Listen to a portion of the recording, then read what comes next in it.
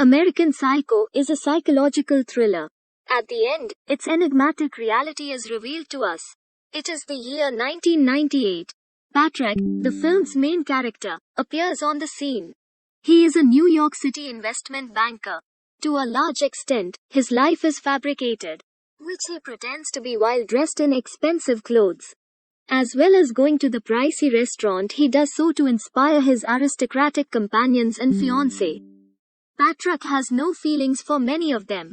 Patrick is recounting his life to them. What tools does he employ?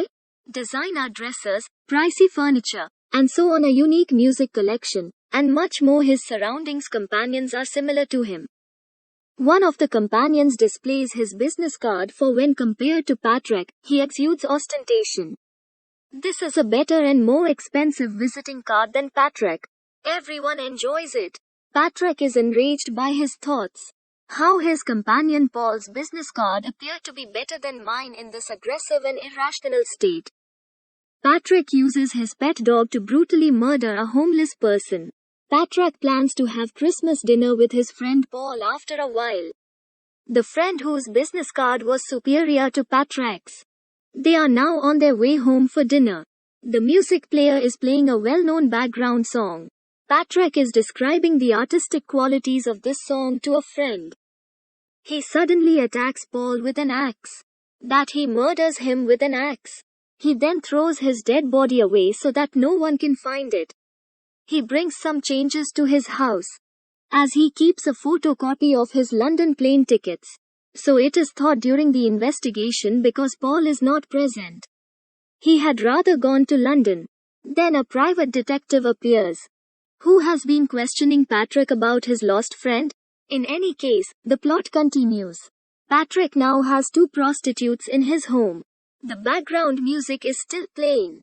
He compliments the singer of that musical group. They spend some time together as a group. Patrick then picks up a tool and uses it to injure both prostitutes. As a result, those girls' wounds bleed profusely. The girls are then shown leaving his house after a while, who have been severely injured. Patrick has been cruel to them. Patrick invites his secretary to dinner the following day. She says, "I'll just come for a drink, not dinner." When his secretary visits him at home, she's sitting somewhere and talking in her own voice. Patrick is approaching her from behind and intends to kill her with a nail gun. Then, all of a sudden, he receives a message from his fiancée on the phone answering machine. That I am approaching a time. He hides the nail gun after hearing it. He tells his secretary, "You may leave now." The following day, at lunchtime, the private detective meets Patrick.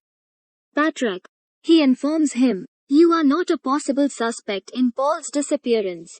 But the question is, why did he suddenly leave his house?" Patrick was silently listening to him. That Paul's house is now empty. Patrick has 2 prostitutes come to his house, and one of them is murdered here. Another girl flees for her life. While looking for an exit, the running girl comes across more dead bodies. Undressed Patrick is pursuing her. Finally, he slashes that girl with a chainsaw. In reality, a chainsaw is a large saw used for wood cutting. That running girl was also killed by a chainsaw that fell on her. Patrick is going to use his ATM after a while. He notices a cat there. When using an ATM machine, on a screen, a written statement is displayed as, "Feed me a stray cat." It translates as, "Feeds me a stray cat." An ATM machine receives this message.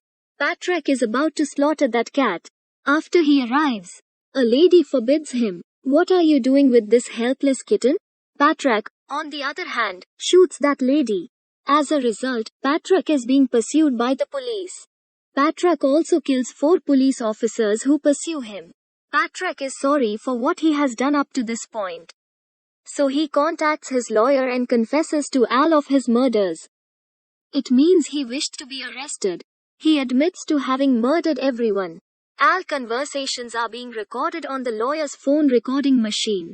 Because the lawyer is not available to take the call, Patrick and the private detective have another meeting. Who is looking into the disappearance of Paul? He claims that his source saw Paul in London a while ago. It means he was not murdered but is still alive. He has gone to London without informing anyone. Patrick is upset and concerned after hearing it. What caused it to happen? I killed him myself. Patrick goes to Paul's house the next day.